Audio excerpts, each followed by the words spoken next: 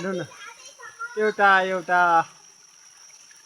सारेर चाहिँ धेरै थुप्रो पारेछन् हेर्नुस् थोपा थोपा मिली सागर बन्छ भने जस्तै है यहाँ पनि